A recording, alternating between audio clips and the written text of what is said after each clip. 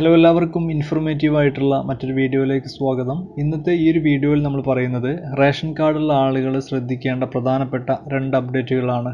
നാളെ അതായത് 2021 May 5-ാം തീയതിയിലെയും May 6-ാം തീയതിയിലെയും അപ്ഡേറ്റുകളാണ്.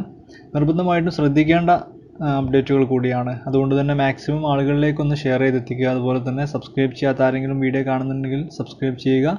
Video നിങ്ങൾക്ക് ഉപകാരപ്രദമായിട്ടുണ്ടെങ്കിൽ ലൈക്ക് ചെയ്ത് സപ്പോർട്ട് അറിയിക്കുക. ഈ ഒരു അപ്ഡേറ്റുകൾ എന്ന് പറയുന്നത് നാളെ അതായത് 2021 മെയ് 5-ാം തീയതി റേഷൻ കടകൾ അവധിയായിരിക്കും.